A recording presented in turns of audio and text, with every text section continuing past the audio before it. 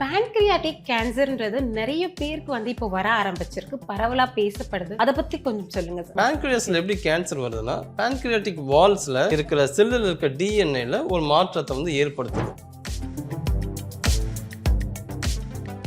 பொதுவா ஒரு ஆரோக்கியமான செல்கள் வந்து ஒரு குறிப்பிட்ட காலம் வரைக்கும் தான் இருக்கும், அதுக்கப்புறம் இறந்துடும். ஆனா கேன்சர் செல் வந்து அதை தாண்டி இருக்கும், அதனால வந்து அதிகமாகி ஆக்டிவேட் ஆயிடும்.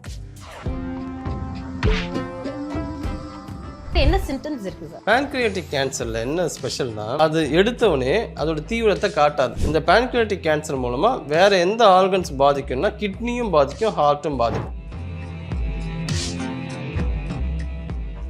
டெய்லி 2 பாதாம் மட்டும் சாப்பிட்டுட்டு வந்தாவே pancreatic கேன்சரே வராது.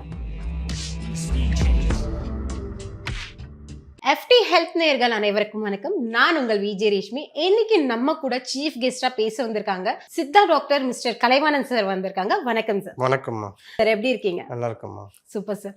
சார், இப்போ இருக்க காலகட்டத்தில் நிறைய பேர் வந்து பரவலா கேன்சர்ஸ் பத்தி நிறைய பேசிட்டு இருக்காங்க, ஏன்னா உணவு பழக்கமுறை சரியில்லைன்ட்டு. பட் இந்த pancreatic கேன்சர்ன்றது நிறைய பேருக்கு வந்து இப்போ வர ஆரம்பிச்சிருக்கு, பரவலா பேசப்படுது. அதை பத்தி கொஞ்சம் சொல்லுங்க சார். கேன்சர் வந்து முன்னாடி யாருக்கோ ஒருத்தருக்கு தான் வந்துட்டு இருக்கு, அதாவது ஒரு 100 பேருக்கு ஒருத்தருக்கு, 500 பேருக்கு ஒருத்தர், அது ஒரு காலகட்டம். ஆமா இப்போ வந்து அப்படி கிடையாது. இப்போ தெருவுக்கு ஒருத்தர், வீட்டுக்கு ஒருத்தருக்கு மாதிரி கேன்சர் அந்த அளவுக்கு வேகமா பரவுது.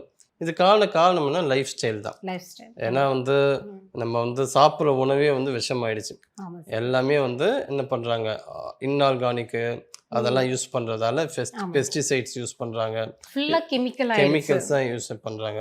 அதே போல ஃப்ரைட் ஐட்டம்ஸ், ஆமா சார். இந்த பிரியாணி, பிராய்லர் சிக்கன்ஸு, இது எல்லாமே வந்து கேன்சர் வர்றதுக்கு மிக முக்கியமான காரணம்.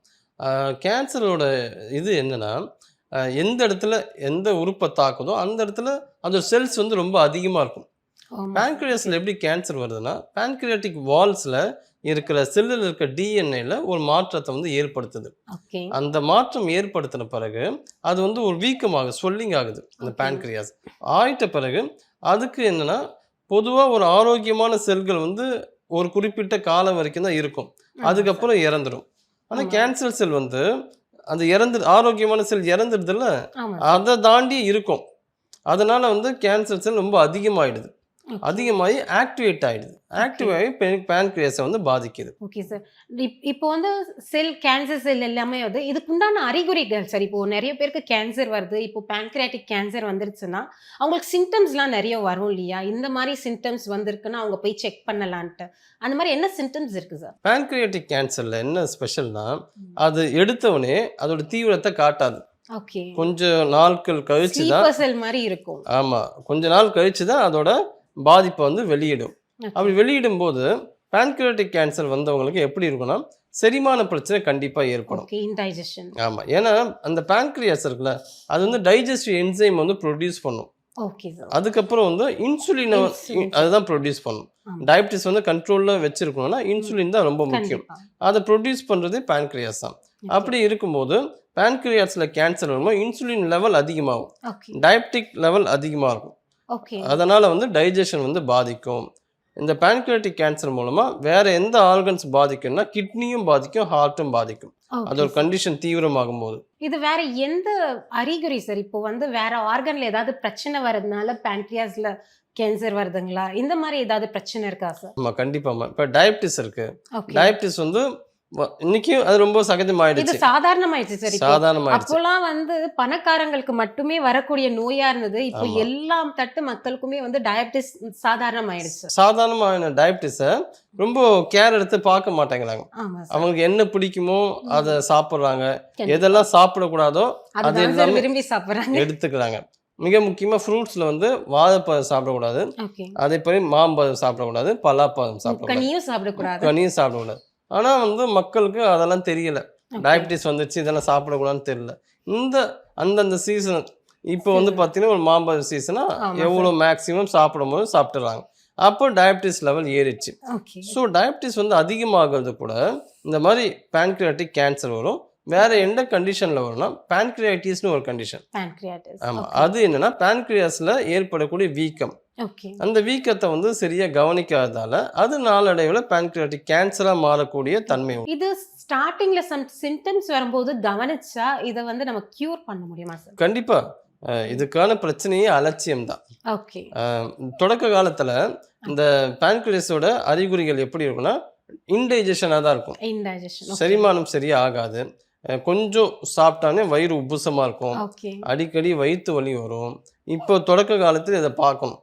அப்படி பார்க்காத விட்டதால, எதிர்காலத்துல இந்த பான்கிரியாட்டிட்டிஸா மாறி பான்கிரியாட்டிக் கேன்சரா மாறுது. ஓகே. எந்த ஒரு நிலைக்குமே வந்து ஆரம்பத்திலேயே நம்ம கொஞ்சம் அதுக்கு ஒரு கவனம் குடுத்தா இந்த அளவுக்கு ஆகாதுன்றது. ஆமா, ஆமா. கண்டிப்பா. Okay sir.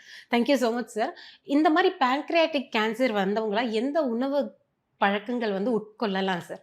எந்த உணவு சாப்பிடக்கூடாது? என்ன உணவு சாப்பிடலாம்? உணவு பொறுத்தவரைக்கும் என்னன்னா, ஈஸியா டைஜஸ்ட் ஆகுற உணவு சாப்பிடணும். ஓகே. அப்போ வந்து கீரைகள வந்து பசலைக்கீரை பெஸ்ட்டா இருக்கும். பசலைக்கீரை, ஓகே. முருங்கைக்கீரை, பொன்னாங்கண்ணி கீரை, வல்லாரைக்கீரை, தூதுவளைக்கீரை. ஓகே. இன்னைக்கு இருக்கிற பீரியட்ல இந்த கீரைகள் பேரு கூட நெறைய பேருக்கு தெரிஞ்சிருக்காது. கண்டிப்பா சார்.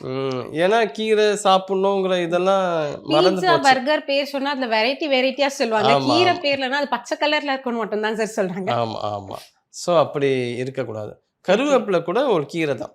ஆமா. அது பார்த்தீங்கன்னா, அது வந்து ஹெச்பி லெவல வந்து நல்லா இன்க்ரீஸ் அயர்ன் பண்ணும். டெஃபிஷியன்சிக்கு. அது ரொம்ப ரொம்ப பெஸ்ட்டா வேலை ஓகே. செய்யும். வேற என்ன சாப்பிடலாம்னா, நம்ம வந்து அருகம்புல் சாறு குடிக்கலாம். Okay sir. டெய்லி ஒரு குளோரோஃபில். Carrot, okay. நெல்லிக்காய் வந்து டெய்லி ஒண்ணு எடுக்கணும். Okay sir. விட்டமின் சி சார்ந்த உணவுகள் அதிகமா எடுத்துக்கணும். ஓகே. ஒமேகா 3 ஃபேட்டி ஆசிட் எடுத்துக்கணும். ஓகே. அது வந்து ஆலிவ் விதையில அதிகமா இருக்கு. ஓகே. அதேபோல பாதாம் 2 பாதாம் தோல் நீக்கிட்டு ஓகே. எடுக்கணும். டெய்லி 2 பாதாம் மட்டும் சாப்பிட்டுட்டு வந்தாவே பான்கிரியாட்டிக் கேன்சரே வராது. Okay sir. அந்த அளவுக்கு ரொம்ப சூப்பரான விஷயம் இந்த பாதாம் பருப்பு. இம்யூனிட்டி நல்லா பூஸ்ட் அப் பண்ணிட்டு ஒமேகாலாம் நல்லா ஆட் பண்ணிக்கிட்டா நம்ம இத அறவே தவிர்க்க முடியும்னு கண்டிப்பா, சொல்றீங்க. கண்டிப்பாம்மா. Okay sir. சூப்பரா சொன்னீங்க. தென் நம்ம சித்த மருத்துவம்லயுமே வந்து இதுக்குண்டான எளிய மருத்துவம்லாம் இருக்கா சார்? மருந்துகள்லாம் இருக்கா? நம்ம பான்கிரியாட்டிக் கேன்சருக்கு சித்தால என்னன்னா, ஆறுமுக செந்துரம், ஆறுமுக சந்திரன். அமுக்குராச்சூர்ணம், ஓகே. ரசகந்தி மெழுகு, சிலாசத்து பருப்பம், சங்கு பருப்பம், தாலிசாதி சூர்ணம், திருகடுக்கு சூர்ணம், இந்த மாதிரி நிறைய மருந்துகள் இருக்கு.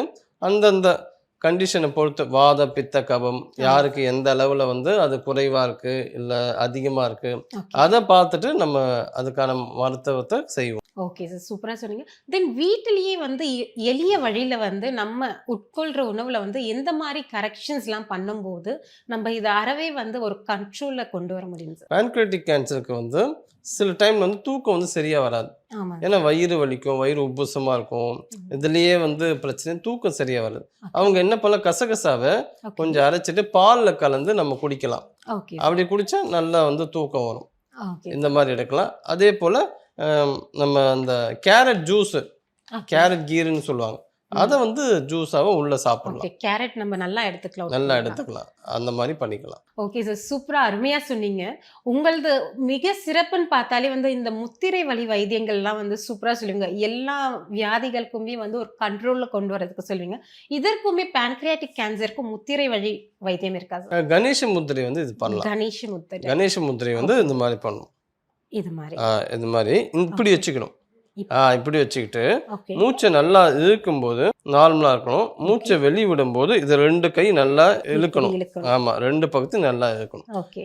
அப்புறம் மூச்சை நார்மல் இருக்கும், நார்மல் ஆயிடும். ஓகே. இந்த மாதிரி நம்ம வந்து 6 டைம்ஸ் பண்ணணும். 6 முறை. 6 முறை பண்ணணும். காலை டைம்ல பண்ணுமா? எப்போ வேணா சாயங்காலம்? பண்ணலாம். எப்போ வேணாலும் ஆமா, பண்ணிக்கலாம். முத்திரையோட ஸ்பெஷலா கம்ஃபர்டபுள் டைம் பண்ணலாம். Okay sir. இந்த கணேச முத்திரை ஒரு 6 முறை பண்ணும்போது நமக்கு ஒரு பெட்டர்மென்ட் கொடுக்கும். ஆமா, ஆமா.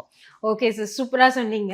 தென் இதுல acupressure point sir. Acupressure point வந்து நம்ம அதுக்கு வந்து இதுல நம்ம கொஞ்சம் இது பண்ணிக்கலாம். இப்போ வெளியே போறோம், நமக்கு ஓவர் பெயினா இருக்கு. ஆ, ப்ரெஷர் பாயிண்ட் கொடுக்கும்போது கொஞ்சம் நார்மலா ரிலாக்ஸ் பண்ணிக்கிறாங்க இல்லையா? அந்த மாதிரி அக்குப்ரெஷர் பாயிண்ட்ஸ் என்ன சார்? அக்குப்ரெஷர் பாயிண்ட் இந்த கட்டவரல் இருக்குல்ல, கட்டவரலுக்கு இந்த பகுதியில் ஒரு பாயிண்ட் இருக்கும். Okay sir. அவுட்டர்ல அவுட்டர்ல இங்க அவுட்டர்ல இந்த இடத்துல ஒரு 50 டைம்ஸ் 50 டைம்ஸ் 50 முறை. 50 முறை ஓகே. ஒரு நிமிஷத்துக்கு நம்ம அழுத்தி விட்டுக்கலாம். ஓகே. இந்த இடத்துல அழுத்தலாம், அதே மாதிரி இந்த இடத்துல இந்த இடத்துல. ஓகே. அழுத்தி விடலாம். ம். இந்த மாதிரி தொடர்ந்து பண்ணும்போது அதுக்கான பெயின் வந்து கண்டிப்பா குறையும். ஓகே. ஒரு பெயின் கண்ட்ரோலா வந்து நம்ம இந்த அக்குப்ரெஷர் பாயிண்ட்ஸ் கண்டிப்பா கரெக்ட் யூஸ் பண்ணிக்கலாம். பண்ணிக்கலாம். தென் நம்ம ஜாதகம்லாம் நெறைய பேர் பார்க்குறாங்க இல்லையா? அதுலயுமே வந்து அந்த முறைப்படி அதுல ஒரு சில பேருக்கு வந்து இந்த அறிகுறிகள் எப்படி ஹை ஆகுறது, ட்ரிகர் ஆகுறது, ஃப்ளக்சுவேஷன் ஆகுது இல்லையா?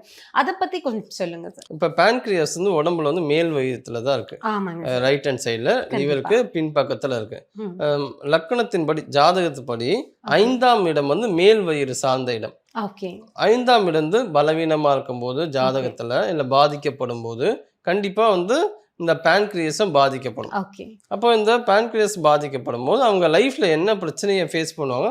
மனம் சார்ந்த பிரச்சனைகள், ஓகே. குலதெய்வம் சார்ந்த பிரச்சனைகள், அதே குழந்தைகள் பிறக்காம இருக்கிறது. ஓகே. இது எல்லாமே 5ஆம் இடம் தான்.